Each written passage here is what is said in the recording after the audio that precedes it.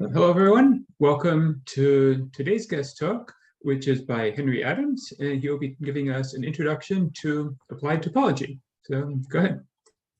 Thanks so much, Simon, and thanks to all the participants at the Euler Circle here today. So it's really an honor to be presenting to this crowd. So this is meant to be a visual talk and an introductory talk, and there's no set place I need to get.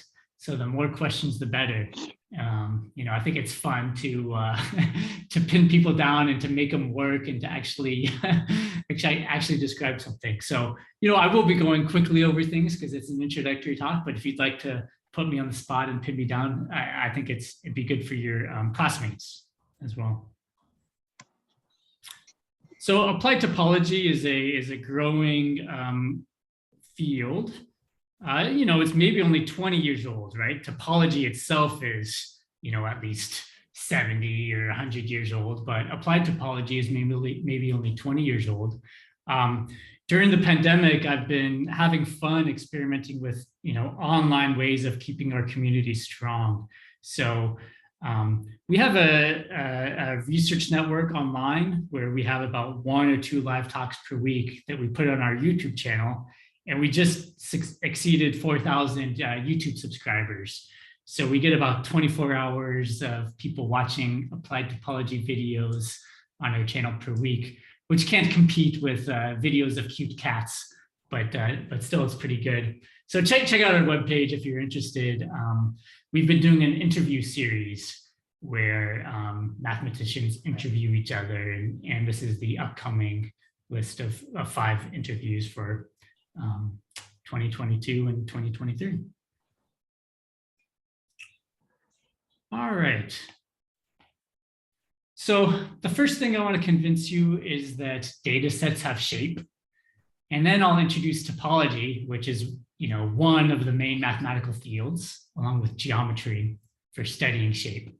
And then we'll see how the two mix. Okay. So here's one interesting, small, pretty old data set that has shape. Okay, so you had 145 patients who either had diabetes or were suspected of having diabetes. And from each patient, you measured 5 variables. It was weight, blood pressure, some measure of glucose, insulin, and the interaction between glucose and insulin. Okay, so you have 145 people, 5 numbers measured from each person. So it's like you have 145 points in 5-dimensional space. How do you visualize that data set?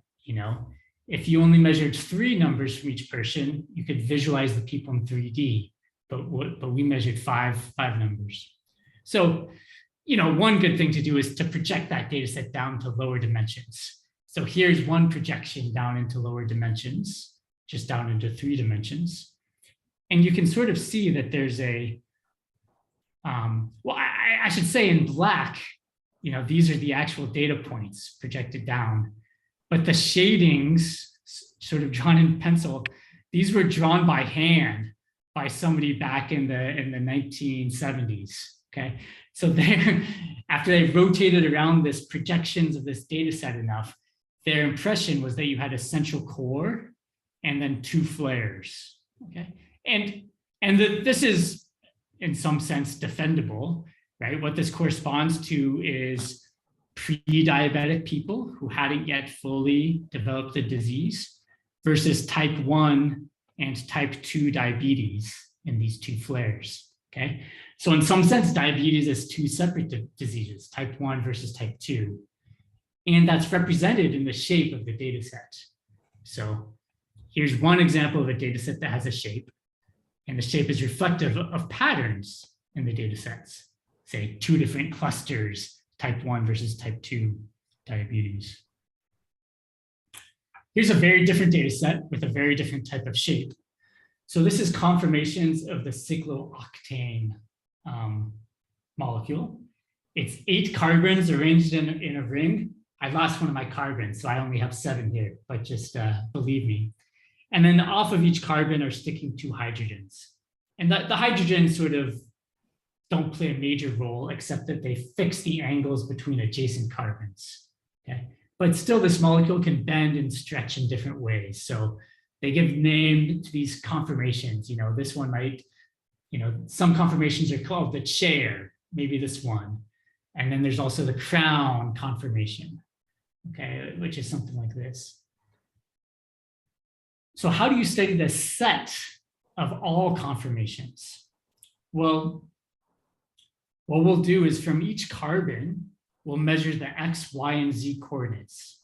So from each carbon, we measure 3 coordinates, and 8 times 3 is 24.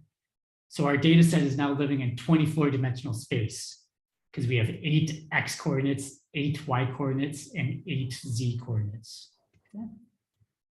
And if you just take this data set and project it from 24 dimensions down to 3D, you get a picture that looks like this. It looks something like a sphere with an hourglass glued inside. Okay. But what is this data set really? Is it a sphere with an hourglass glued inside? We'll see the answer to this later. But any questions about this data set or how I embedded it in 24-dimensional space? Yeah, actually. How are you projecting the 24-dimensional space into that 3-dimensional image? Yeah, so this is called PCA, or principal component analysis.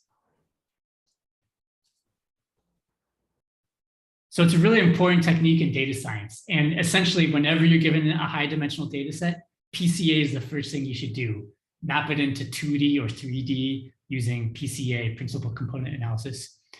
And the way I like to think of PCA is as follows.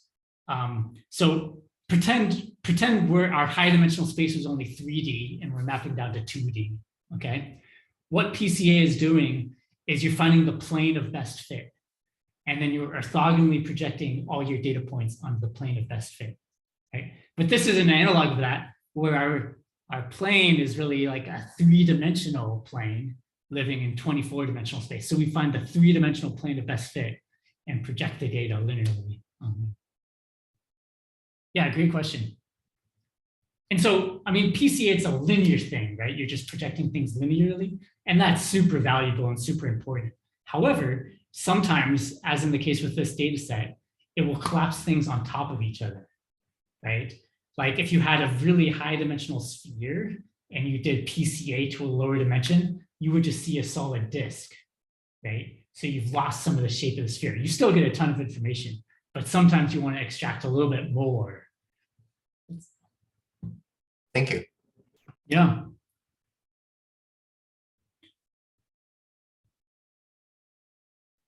Okay, so topology is a branch of mathematics that studies shape. Geometry is another one. I'm seeing there's questions in the chat. So how would you project 5D to 3D? Yeah, this is finding the 3D plane of best fit. Yeah, and to answer Ben, the variables we decide to ignore are just by which ones are not used in the best fit. And to answer yeah, this projection is achieved by computers. So PCA is super fast to implement. Now, to a geometer, a circle and an ellipse are different shapes, right? A circle has constant curvature, whereas on an ellipse, you have some regions that are more highly curved and some regions that are left highly curved. Topologists ignore those differences. To a topologist, a circle is the same thing as an ellipse, because if they were made out of flexible rubber, you could bend one to get the other. You might think topologists are ignoring a lot of information, and that's true, but you've probably seen some proofs where you're trying to prove something about the integers and you give an argument mod 2. You look at the parity of the numbers, and all that really matters is whether some number is even or odd. That's a huge reduction, right? Reducing an integer just to whether it's even or odd, but it's sometimes very valuable, and it's pulling out the key information that you need to solve that problem. So same thing with topology. Sometimes in geometry, the exact curvatures really matter, but other times, all that matters is whether there's a hole or not.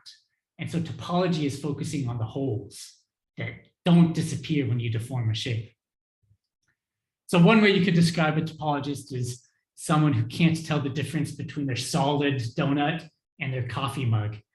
Because if you think about it, if it was very flexible rubber, you could take this solid donut and sort of, make this left half bigger until it became some solid block, some solid mug, shrink this part down until it became a handle, and then start to push this cavity, this depression down here. And you're not ripping or tearing as you're doing that, you're just sort of moving things off to the side, okay? So that's roughly how you deform this very flexible rubber solid donut into a coffee cup without ripping or tearing anything. So that's why topologists would call these the same shape. They both have one hole that you can't get rid of, no matter how much you shrink or bend or collapse. Questions there?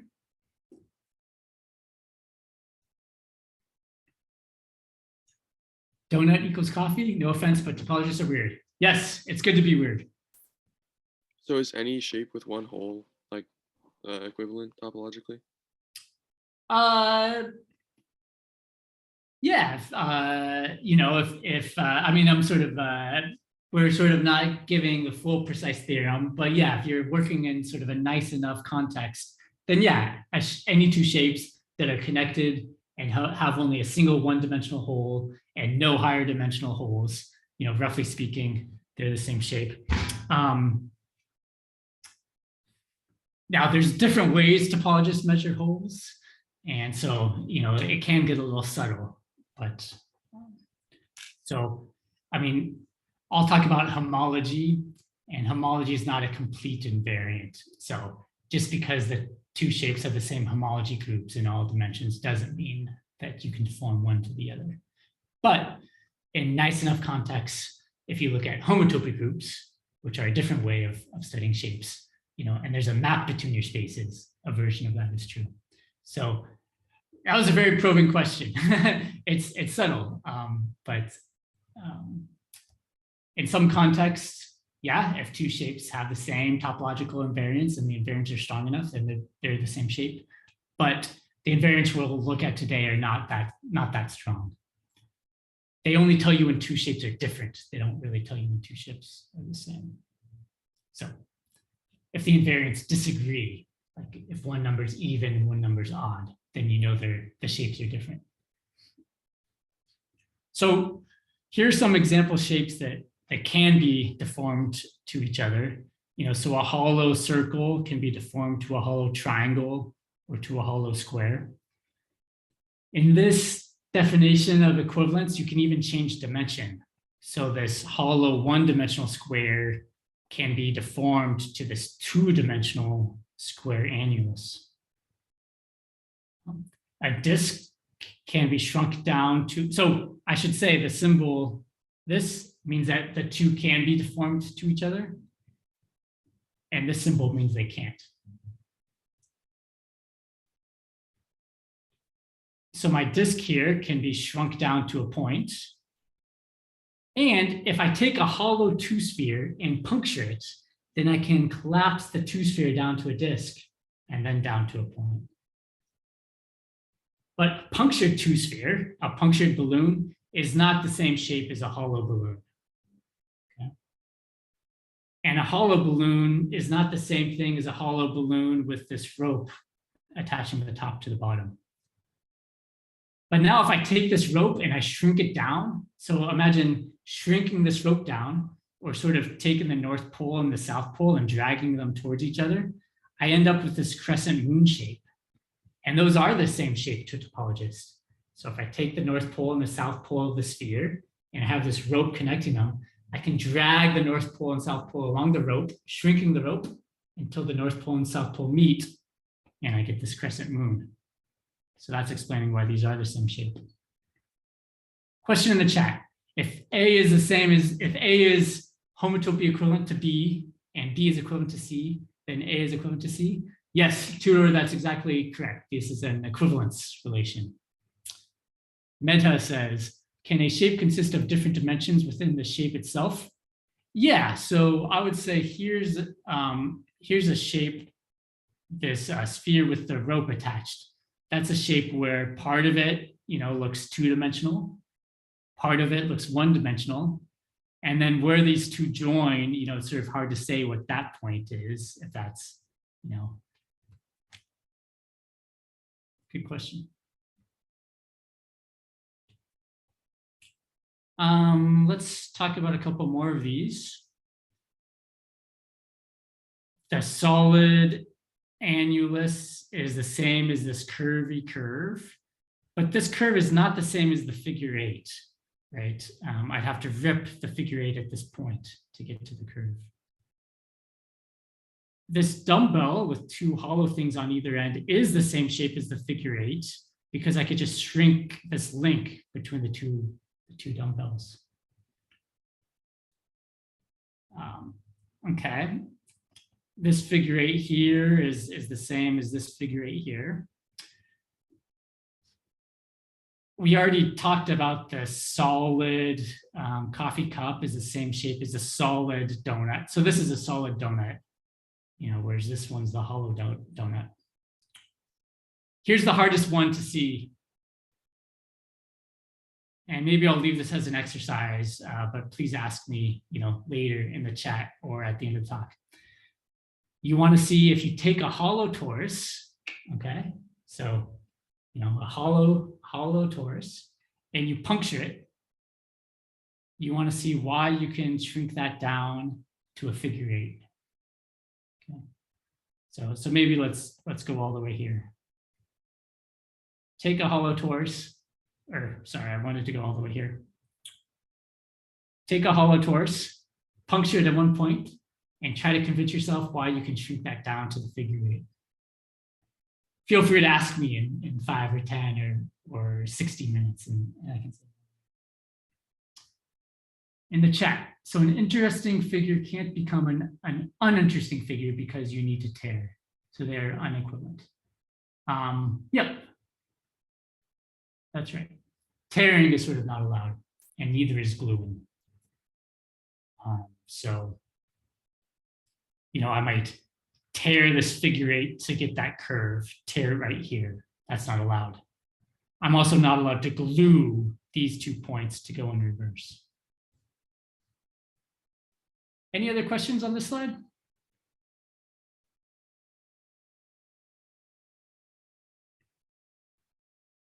Twisting num's usually allowed, yeah. Why is the number of holes so significant? Right, so there was there's a great question that was asked out loud,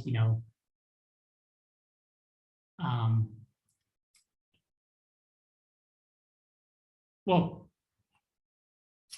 why is the number of holes so significant? It's hard to prove that two shapes can't be stretched into one another, okay? To prove that two shapes can be stretched from one to another, you can just sort of give a stretching, okay?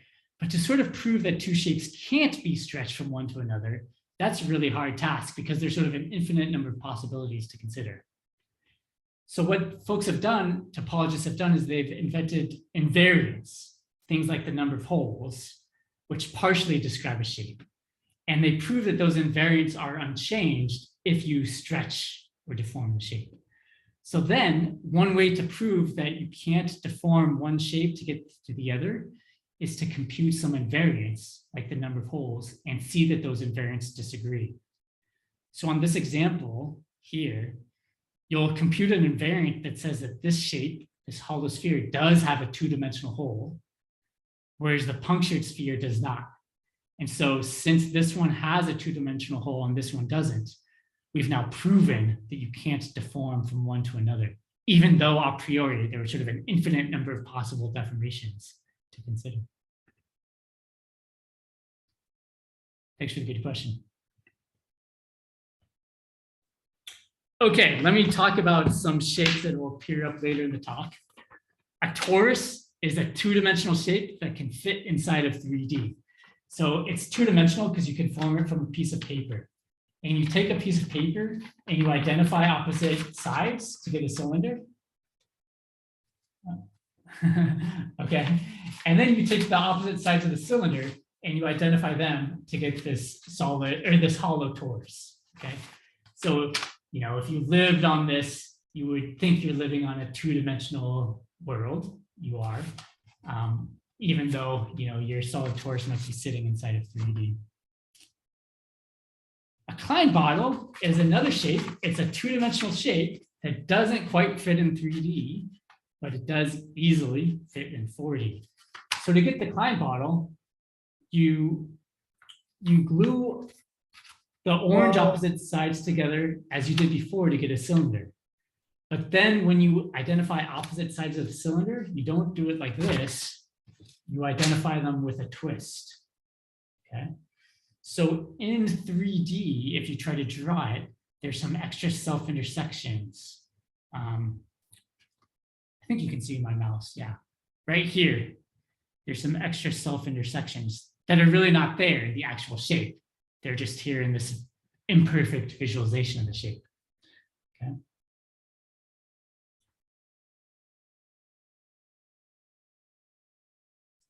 You can sort of see it in this picture, but the Klein bottle is formed by gluing two Mobius bands together, one in purple and one in gray. So in purple, this is a Mobius band. So if you start at this point, sort of inside, facing to the right, oops, you start right here and you're facing to the right. And if you walk around this Mobius band, you get back to the same spot, but now you're facing the other way. So it's a non-orientable shape. That couldn't happen on the surface of the donut, right? If you start on the outside, no matter where you walk, you remain on the outside. But here, you can start facing to the right, you're sort of on the outside, and then you walk around once, and now you're upside down. Pretty cool shape. Doesn't quite fit in 3D, but it definitely fits in 4D. Essentially, if I had 4 dimensions, I could perturb the coordinates in the 4th dimension right here. So on this portion, make the 4th coordinate slightly negative. And on this portion right here, in the 4th dimension, make it slightly positive. And then I've resolved this intersection so that in 4D, they no longer intersect. Questions about the Klein bottle?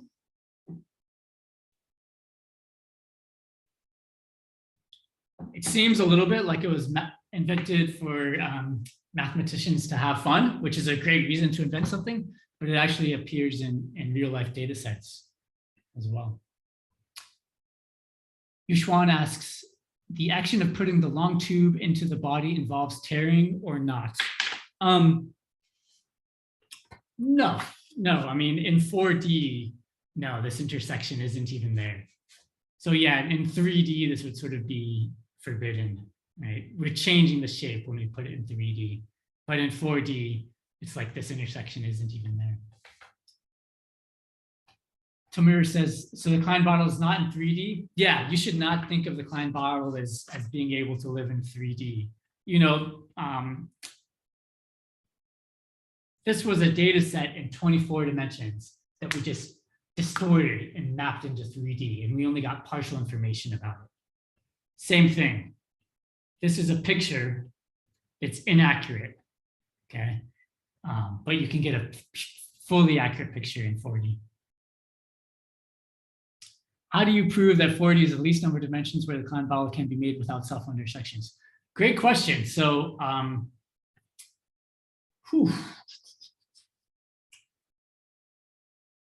so the only surfaces that do fit in 3D are the orientable ones, okay? And this one is not orientable because when I start here and walk around, I end up facing the other way. And then it's sort of easy to see that the Klein bottle does fit in 4D. I sort of described it a little bit, here's some imperfect embedding in 3D, well, imperfect map into 3D that I can add a 4th coordinate to make it a fully perfect embedding in 4D. But so with the Klein bottle, it's maybe not so hard to give a proof. I haven't given the proof, that it fits in 4D, but not in 3D. That's a very interesting problem in general. So maybe I give you a three-dimensional manifold, a three-dimensional shape, and I ask, prove the smallest dimension in which it fits faithfully. Really hard to do in general. There's theorems like Whitney's embedding theorem says that if you have a d-dimensional manifold, then you can faithfully embed it into 2D dimensional space. So the Klein bottle was two-dimensional, and so Whitney's embedding theorem says it should fit in 4D, which it does. But so if I give you a 10-dimensional manifold, you know it fits in 20-dimensional space. But if I ask you, does it fit in 17-dimensional space? In general, that's a hard problem, but a huge active area of research. What is the precise definition of the Klein bottle? Great question. Okay, so if I ask you for a precise mathematical definition of a torus, you'd probably give me something like this, a set of points in 3D. But when you become a topologist, if you're not already, maybe you are, you'll learn that a better precise definition of the torus is, let's just define the torus implicitly using only the square. So here's my square. I've distorted it to be a rectangle, but that's okay for a topologist. Now, on the square, I'm going to tell you some points that are identified. So this right and left edges get identified. So this point gets identified with this point gets identified with this point gets identified with this point, and then the top is identified with the bottom. This point gets identified here, etc. So let me put some markings. This point is really the same as this point, and this point is the same as that point, etc. And then same thing, this point is the same as this point, and this point is the same as this point. So it's Pac-Man. If you've ever played Pac-Man, when you're playing Pac-Man, you start walking around like that, right?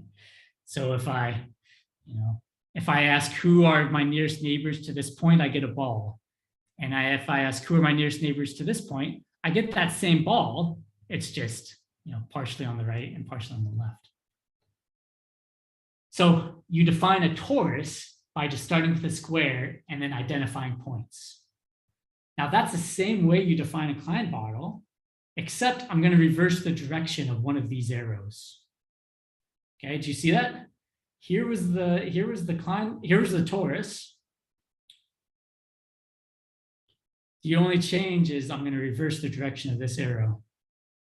Okay, so still I identify this point with this point. But now this point gets identified down here. This point gets identified here. This point gets identified here.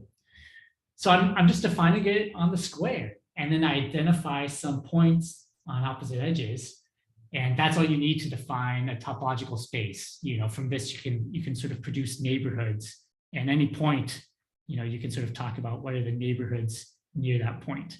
And near this point, a neighborhood might look something like that.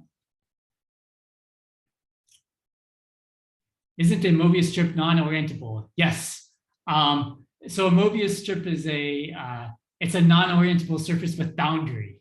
And so if you have a non-orientable surface with boundary, you can fit it in 3D. But an orientable surface without boundary cannot fit in 3D. Great question, keeping me honest. The best way to learn is to have a conversation, but you do have to remember that once you get into the conversational part instead of the prepared part, you always have to fact check afterwards. So things that mathematicians say in conversation are typically morally true, but sometimes they leave out some hypotheses. So thanks for the correction. Yeah, non-orientable surfaces without boundary can't fit in 3D. Farr asks, how do you define and prove different manifolds? Can they be equivalent in different dimensions? Great question. So yeah, the study of manifolds is really the study of topology. It's a deep subject, and there's multiple notions of equivalence between manifolds. We were looking at very non-smooth notions of equivalence where I could shrink, deform things a lot, but people study notions of equivalence that have to be smooth in many ways, and they disagree. So, they're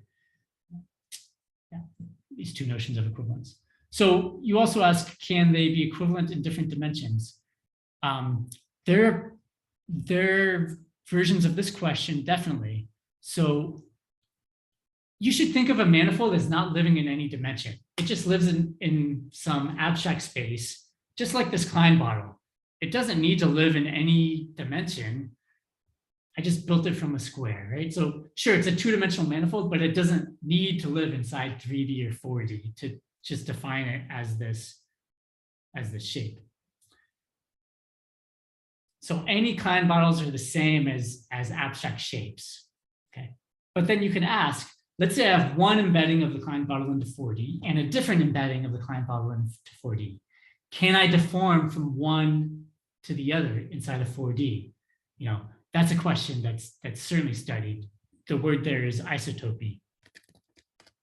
So are two embeddings of a manifold into space, are they isotopic to another? So an example of this is knot theory, okay? So any two circles are equivalent as abstract circles. But once I embed the circle into 3D, I can get super interesting knots. The unknot, or some other knot. This is probably a different knot that I just tied here. Okay, so knot theory is really the study of embed circles into 3D, and then when can you deform one to another? So when is one knot isotopic to another?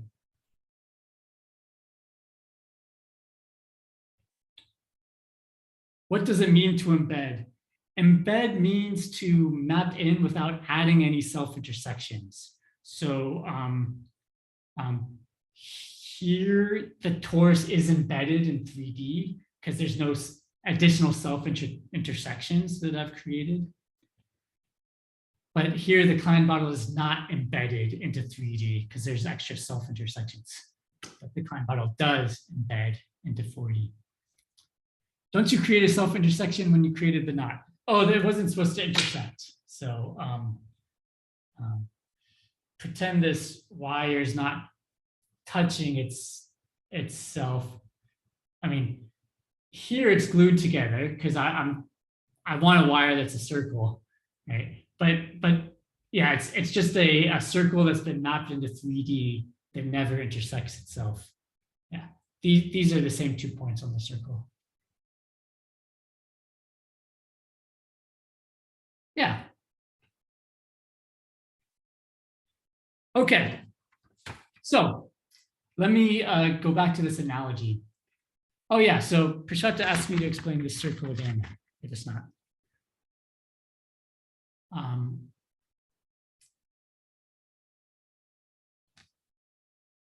Yeah, let me do the following. I'm trying to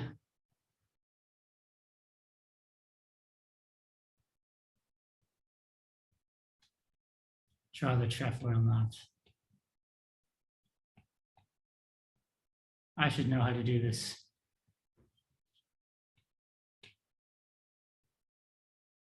No. Oh my.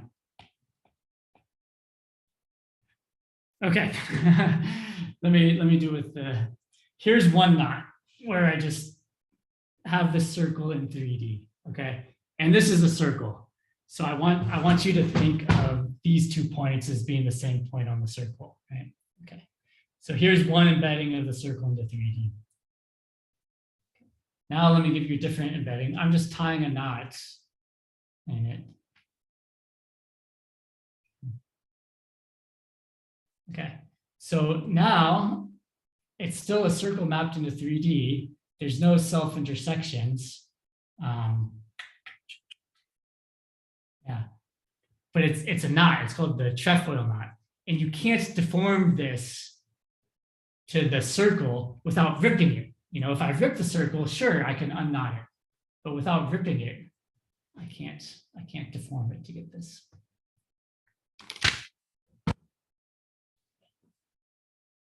So I described how if you want to study numbers, sometimes it's useful to talk about whether a number is even or odd. So you're ignoring a lot of the number, but you're preserving some things.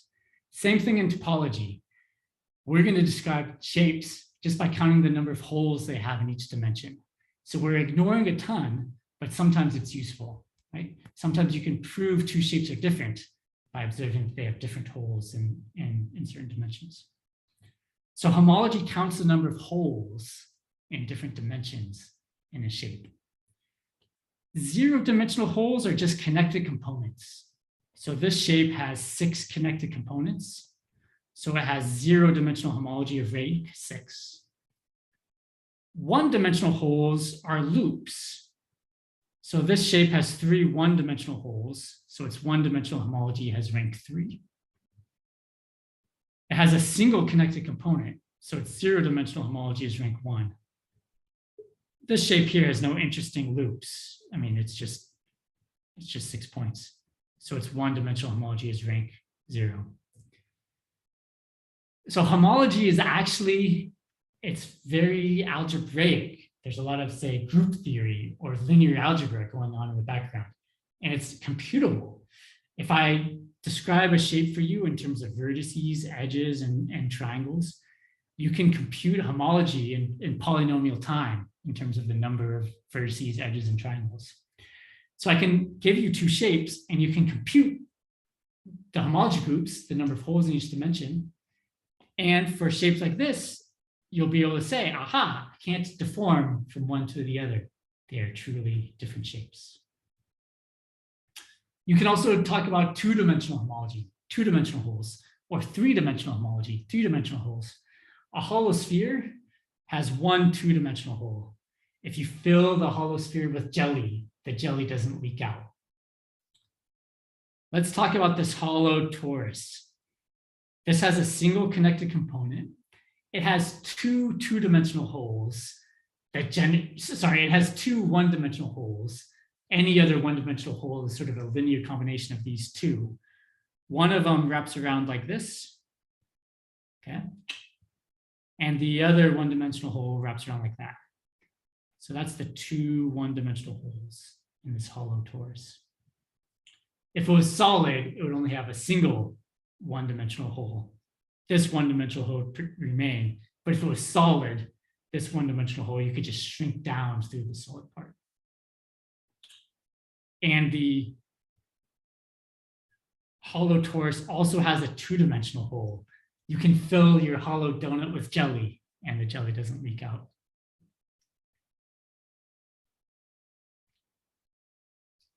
That was not very data-oriented, but now we're going to make this data-oriented. What is the definition of the L-dimensional hole? That is a great question. Maybe if you want, Bachirakan, I can preview this after my talk. It takes a little while to define. So I haven't defined it for you, and I apologize for that. But maybe I can give you a 10-minute attempt at an answer to that question afterwards if you want to ask again.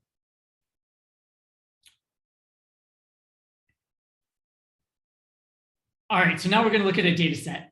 We're going to try to sort of transform homology from the setting of pure math to now apply to data sets. So what shape is this? It's hard for humans to see shapes. You know, this is in 24 dimensions or maybe projected onto 3D. It's hard for us to see things in 24 dimensions. But instead of projecting onto 3D, let's teach computers to analyze things in 24 dimensions. So that's what we're going to do. What would a human do to visualize a shape in 2D? Well, you sort of blur your vision. You draw balls around the points and you say, aha, maybe this data set was sampled from a circle. Now we can't do that in 24 dimensions because we can't visualize it, but let's teach computers to do that for us in 24 dimensions. So what we'll do with a data set is we'll grow larger and larger balls. And as we do that, you know, we'll have more and more edges connecting data points, or more and more triangles connecting data points. So, you know, here's a picture where whenever 2 balls intersect, I add an edge between them. Whenever 3 balls have a point of triple intersection, I have a triangle in between them. So this is how I go from the balls to something with vertices, edges, triangles, tetrahedra. Okay. So from your data set, I have an increasing sequence of complexes with vertices, edges, triangles, tetrahedra. So what I do is I compute not just the homology of a single complex, but I compute how the homology changes, okay, as I have larger and larger balls. So when I just had the set of, say, 20 data points, I had 20 connected components. So that's these 20 zero-dimensional holes. By the time I'm here, I'm relatively connected. So this stage corresponds to like this vertical slice. I'm increasing the scale from left to right, where I have one connected component.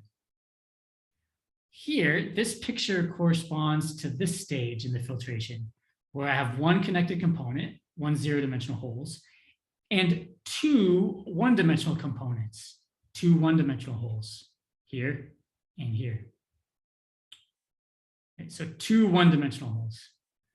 So I'm teaching the computer to count holes for me, but also to track how long holes persist. By the time I get here, I just have a single connected component and a single one-dimensional hole. And then here, I still have my single connected component, but my one-dimensional hole has vanished. It's filled in. Okay, so this is computable on your laptop. It's cubic and the number of vertices, edges, and triangles. And you can count the number of holes in 0 dimensions, 1 dimensions, 2 dimensions. And you can sort of distinguish this small one-dimensional hole that lasted for only a short period of scales before it filled in. You can see the difference between that and this larger hole here that remained for a range of scales. What is the y-axis? It's nothing. It's just sort of the y-axis is just counting the number of bars. You could permute the y-axis and it would be the same information. Yeah, number of holes is a great answer for the y-axis. All right, so I have 8 minutes left in my sort of lecture portion before we get to even more questions. So let me show you this on a data set. Okay, I promise to return to this data set. So this is the data set from the cyclo-octane molecule. We have 8 carbons arranged in a ring. From each carbon, I have 3 coordinates, x, y, and z.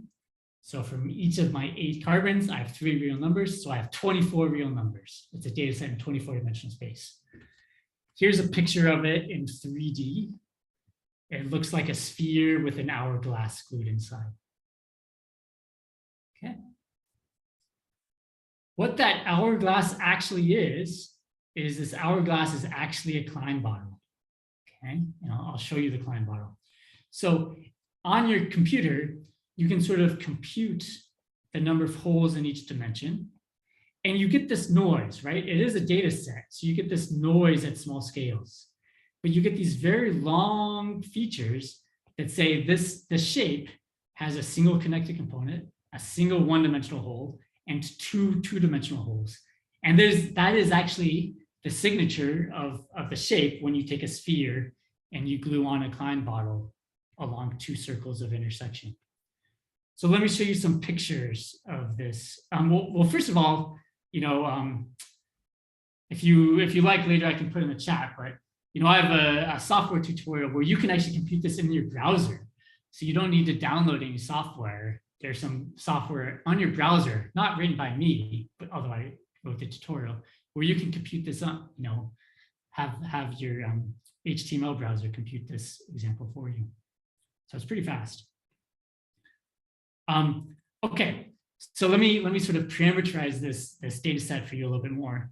The sphere is drawn in green, and this is sort of like a projection of the sphere to the plane. We're used to looking at maps of the world that do this, that really distort the North Pole and the South Pole, okay? But when you do that, these 2 circles of singularity where the Klein bottle is glued in, they get mapped here. And chemists can go on that sphere and they can label the different conformations of this molecule that live at different points on the sphere. So these are the places where the Klein ball gets glued on. But in addition to that sphere, there's this hourglass, which is actually a Klein bottle. And this hourglass is two Mobius bands, one in blue and one in red, glued together. So you can see that they're Mobius bands because I'm taking these two strips of paper and I glue this side to the other with a twist. And I glue this side to the other with a twist. So each one's a Mobius band. And here's where they're attached. This edge AB is attached to, or this edge A is attached here, B is attached here, C is attached here, and D is attached here.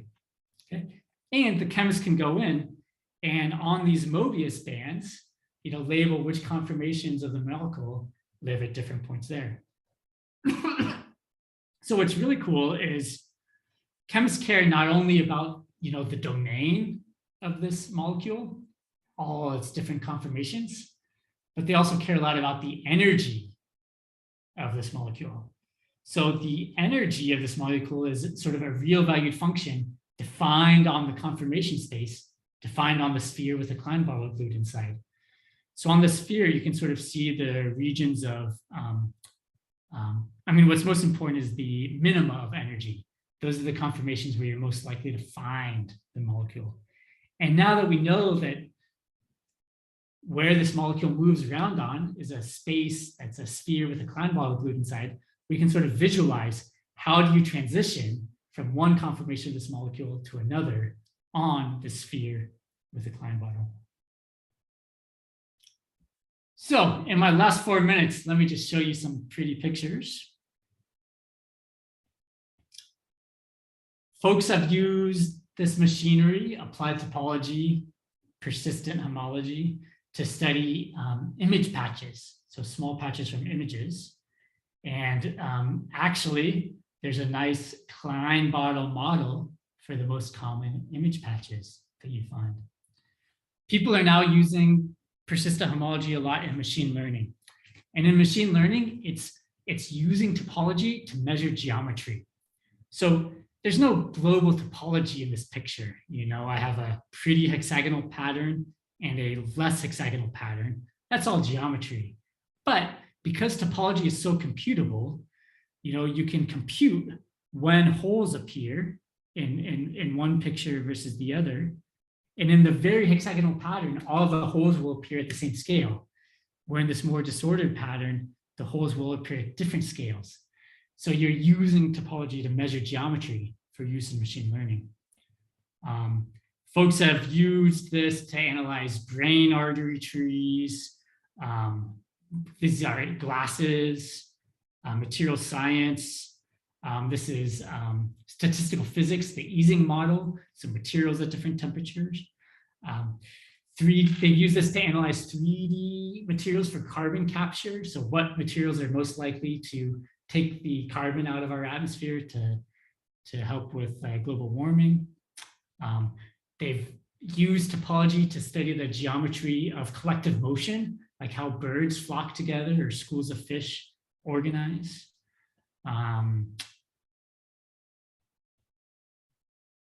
And so thank you very much. I'll end my prepared portions there.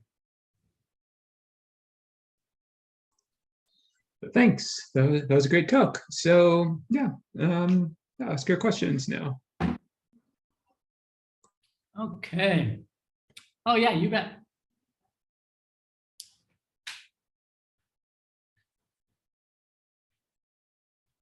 Much appreciated, much appreciated. And I'm curious what questions you all have. I really appreciate the questions. It makes the talk much more dynamic. I know I owe you some more answers, so you all must have some more questions. Yeah, it often takes them a few minutes to figure out what their questions are. So I'm sure they'll come.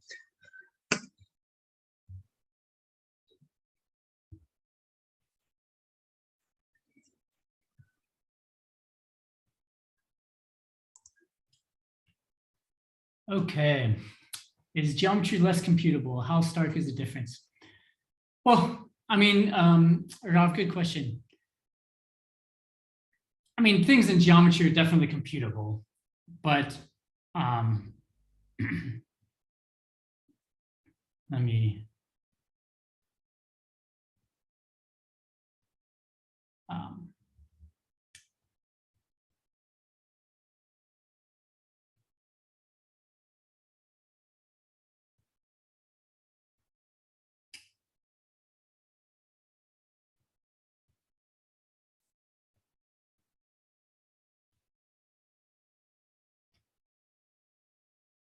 let me use this image to sort of elaborate about topology versus geometry. So what might you measure if you want to input geometry into a machine learning algorithm for this flock of birds? So let's say I have n equals, I don't know, 1,000 birds. Okay. So I might input all and choose 2 pairwise distances. Okay. So that's roughly quadratic in n. And then if I have like a video that's hours long and I have many time stops, eventually you're inputting a lot of distances in. It'd be nice to have something that's, smaller size. So if I can collapse down to, I don't know, some sort of model that's saying, I have one really large hole, I don't know, and then, some other more topological statistics. If I can summarize down, I'm reducing the amount of information. I'm only giving a partial summary, but it's a reductive summary that sometimes carries a lot of content. And the machine learning algorithm, what humans pay attention to most are these large holes, okay? But what we're finding is what the machine learning pays attention to often is these small features. So here, right? Persistent homology is sort of an out of the blocks way to compute a geometrical summary. You sort of compute information about when these holes appear is what you do, okay? What people had tried to do beforehand is they sort of defined features by hand. So a typical atom has 6 neighbors, okay? And people tried to define things like, let's count defects. So you can find some atoms that have maybe 7 neighbors, or you can find other atoms that have 5 neighbors. So people tried to define geometrical quantities by hand, the number of 5 or 7 defects, okay? But what we've learned is it's better to give it something instead like the persistent homology barcodes that are less human defined, but are measuring some geometry that often turns out to be informative. So it's a wide open area. How do you input geometry into machine learning? How do you input topology into machine learning? But this is just one active area where these persistent homology barcodes are being used. And so you mentioned that it's quadratic if you want to look geometrically, but since you're adding over a long time, then I would assume that like the coefficient gets higher. And so what would the time complexity be for topologically doing this? Sure, great question. So where am I? Here it was. I mean, maybe I want to move away from the complexity perspective. So let's see, what am I trying to say?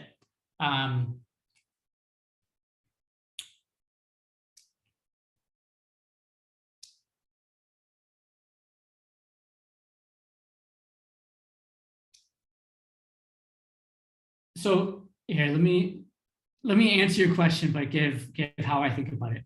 You want a reductive summary, right? And you want to put the information in a way that's amenable for the machine learning algorithm. So if you only just feed coordinates, that's not very useful. If you only feed pairwise distances, I'm sure people do that in machine learning. So you give it all the pairwise distances, but you're sort of, maybe your algorithm isn't so accurate. But to give you the precise answer, so persistent homology is cubic in the number of simplices. So it's slow compared to what you want. And the number of simplices is more than the number of data points, right? So this is, persistent homology is far from like a streaming algorithm that's n log n or even n squared, right? It's cubic in the number of simplices. But it's found value in machine learning. So part of the growth of the area is because of interactions with machine learning. It's continued to grow. Okay. Marco asks, do you ever try to calculate the volumes of any of these geometric figures? Definitely. I mean, in that carbon capture example, you're most interested in the volume. The length of the bar that I mentioned here is sort of a proxy for volume, right? So it's not exactly the volume, but it's some sort of proxy for volume. So that's why the length of the bars is informative information. It's some notion of size. And it's sort of an open active area of research to find a hole that you care about and then find the representative for that hole that has the least volume. Like this would be a representative for this hole that's pretty small, whereas this would be a representative for that same hole that has a larger length or volume. Okay, for example, the 24-dimensional shape that was represented in 3D. Yeah, so this 24-dimensional shape,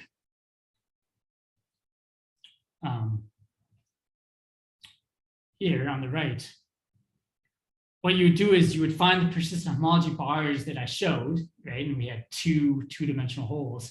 And then you would try to find the best, two-dimensional representatives in this shape. Maybe this entire sphere is one of them. People are looking at algorithms to do that. And in practice, yeah, you really want a geometric representative for your feature because that explains the reason for this pattern. Patrick Kahn asks, I think I missed something, but how did an octane molecule image produce points in 24 dimensions? Why weren't the points in 3 dimensions? Great question. Okay, so it's sort of explained here. All right, so I have 8 carbons. Let's call them C. I'm going to use slightly different notation than what's shown. Let's call my 8 carbons C1 up through C8. And then I have 3 variables for each carbon, X, Y, Z. Okay, so now I have 24 numbers. I have C1, the X coordinate, C1, the Y coordinate, C1, the Z coordinate. And then I move to carbon 2, the X coordinate, carbon 2, the Y coordinate, carbon 2, the Z coordinate. And I keep doing this until I get down to carbon 8, the X, the Y, and the Z coordinate. And then I put those 24 numbers in a single vector, okay?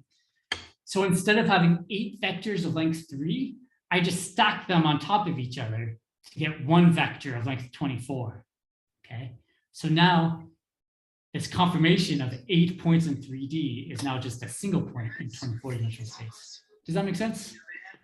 Oh, yeah.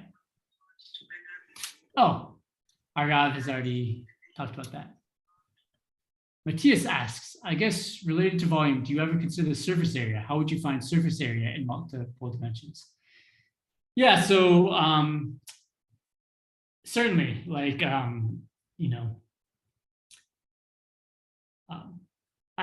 2-dimensional sphere has a 3D volume inside, but it also has a 2-dimensional volume or a 2-dimensional surface area.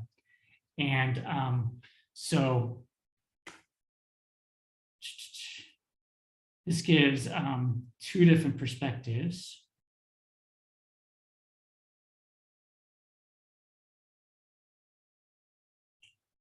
All right, let's say I have a hole, okay?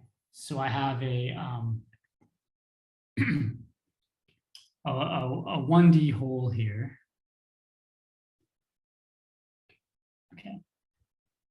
I could consider trying to find the hole the 1D hole that encloses the smallest 2D volume, right? Or instead, I could try to find the 1D hole that has the smallest one-dimensional length. Okay. Now, in this particular example, that's going to give me the same answer, right? But in general, that might not need to be the same, right? So, so let's look at something like this. Let's say this part of the data set was also filled in. Okay. So if this part of the data set was also filled in, now the 1D hole that minimizes the 2D area encloses would be this one, right? This is the 1D hole that minimizes the enclosed 2D area. But the 1D hole that minimizes the 1D length would still be this one, right? Because the purple curve is shorter than the blue curve, even though the blue curve encloses a smaller 2D volume, right? So both optimization problems are super interesting. Find the D-dimensional generator, a generator for a D-dimensional hole that has the smallest D-dimensional surface area, or find the one that encloses the smallest D+1 dimensional volume. Both are interesting active areas of research, cool optimization problems there. Vincent, shouldn't volume and surface area be unimportant in a topological sense since shapes can be stretched and shrinked? Yeah, but persistent homology, we're measuring both topology and geometry. We're using topology to measure some aspects of the geometry of the data. The geometry of the data comes in, for example, in terms of the length of the bars, okay? Right, so,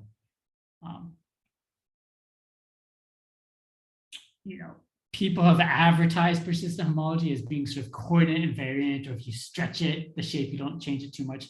But I actually think one of the benefits of persistent homology is because we have these growing balls, you're measuring both topological information, number of holes, but also geometrical information, how long the holes last, or roughly the size of the holes.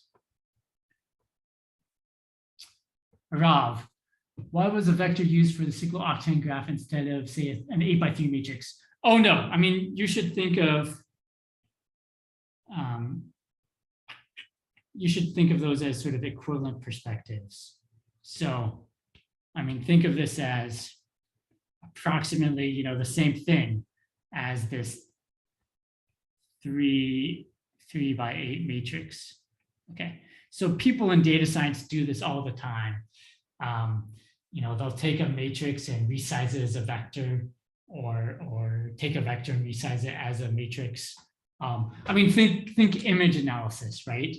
Images, a black and white grayscale image, it's often given to you as a matrix.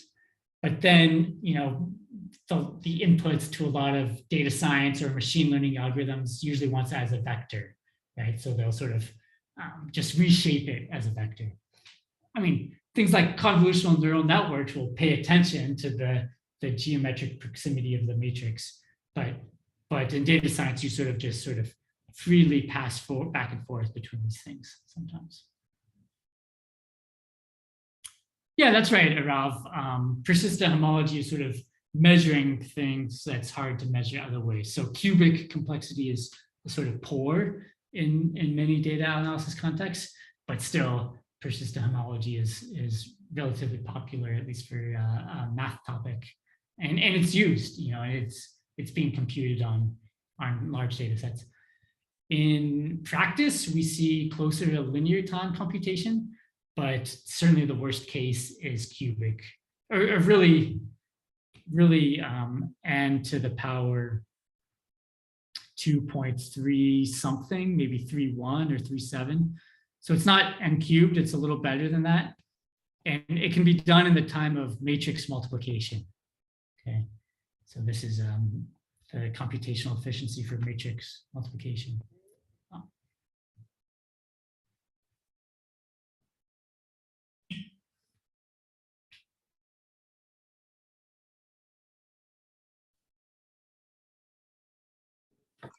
I have a question, sorry. Earlier, someone asked what defines an L-dimensional hole? Yeah. Could you go into that? Yeah, so I'm going to try to limit this to 10 minutes max. Okay.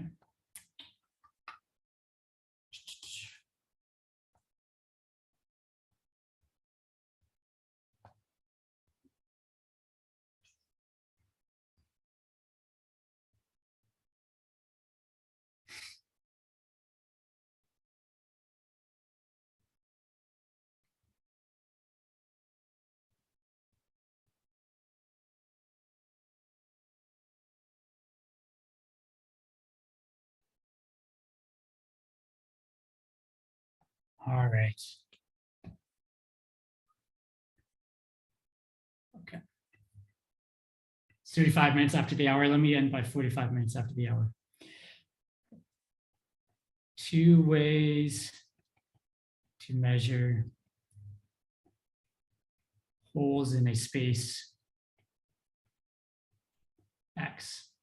Okay, so one is called homology groups. And that's the one that I talked about today, and that's the one that are being computed on computers. The other is called homotopy groups. Okay, these are easy to define. So I'll sort of sketch the definition here. And these are hard to compute on a computer or theoretically. Homology groups are harder to define. Just takes a little longer. It's using essentially linear algebra, and maybe I'll try. But these are easy to compute. Essentially, all you need to do is Gaussian elimination.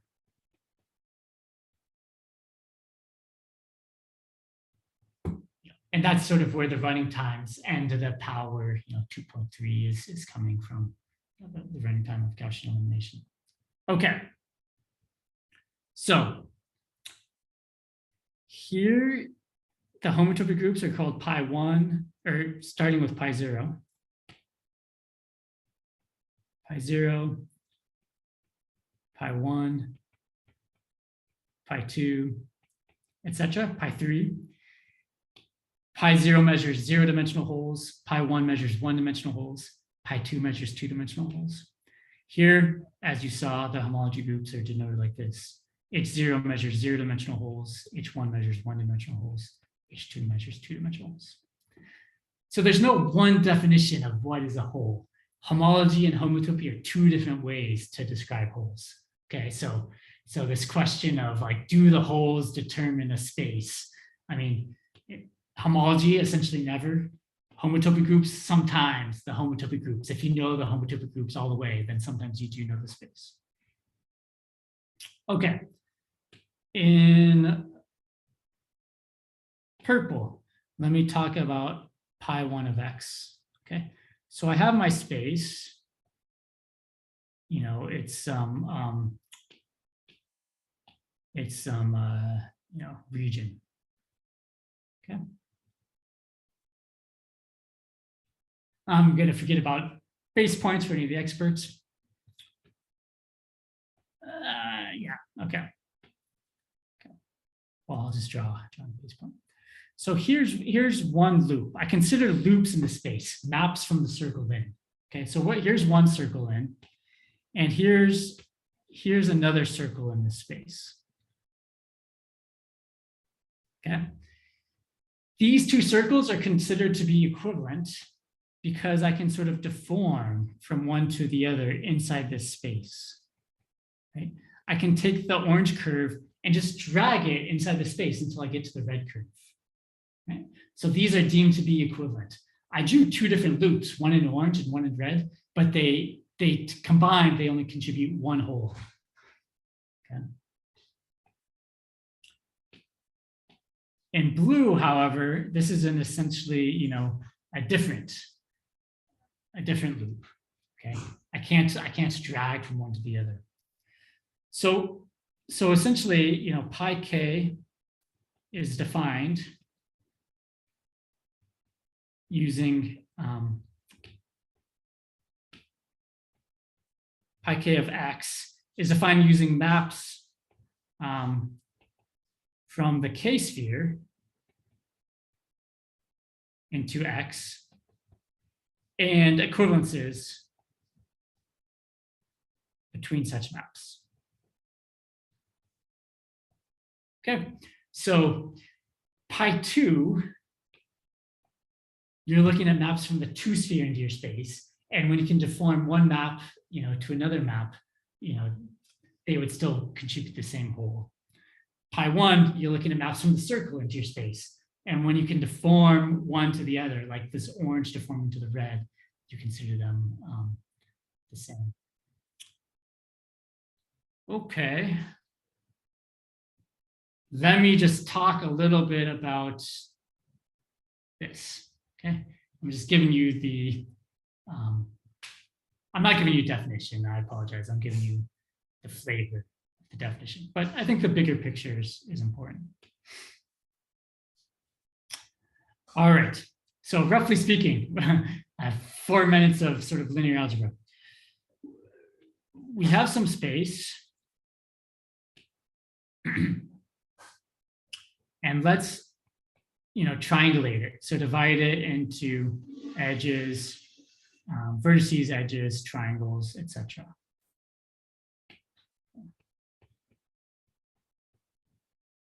Some of these triangles might be filled in.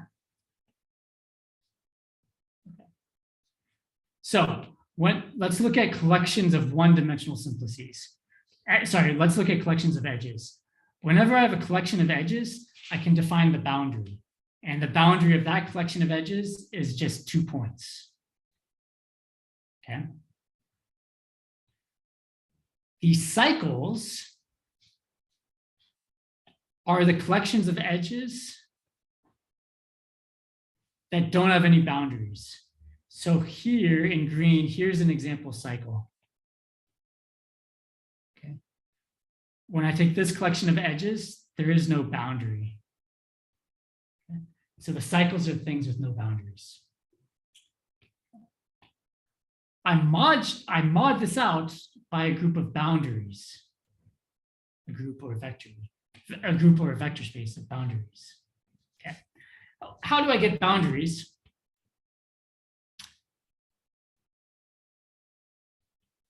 Well, I already talked about the boundary of this one-dimensional collection of edges, but its boundary was 0-dimensional. Okay, its boundary was just vertices. So let's look at one cycle's modulo 1 boundaries. This thing in red is a 0-dimensional boundary. It's a 0-dimensional boundary of a 1-dimensional thing in purple. Okay, but I want to look at one cycle's modulo 1 boundaries. A 1-dimensional boundary is the boundary of a 2-dimensional thing, like a collection of triangles. Okay, so let's look at these 2 triangles in red. Their boundary is this collection of edges in orange.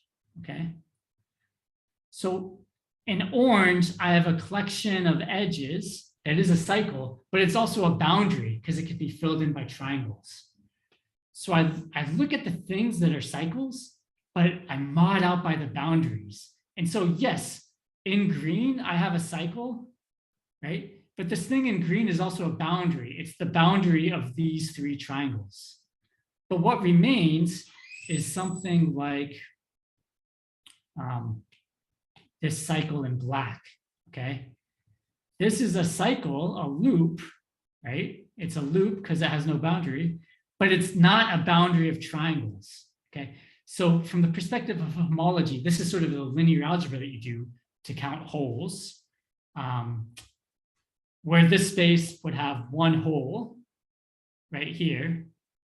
I have many cycles in this space, including the screen cycle, but most of those cycles are boundaries. They're filled in by triangles. But here's a cycle that can't be filled in by boundaries. Okay? So that's just the linear algebra feeling of how you would define these things. I'll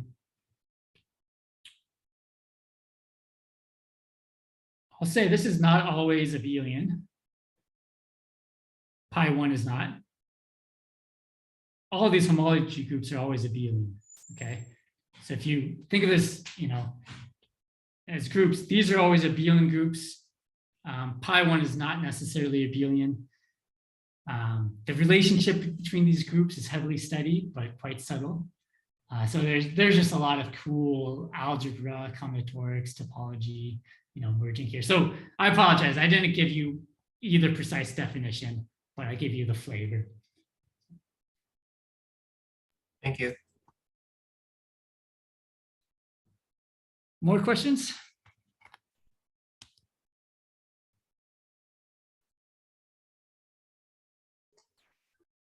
I think we should probably move on so that I can get to the other stuff that I'm supposed to get to today. Thanks so much. Much appreciated, Simon, and to all of you for your questions. And please feel free to shoot me an email anytime if you have questions on anything. So. Yeah, so thanks. That was a great talk, and I think the students all loved it.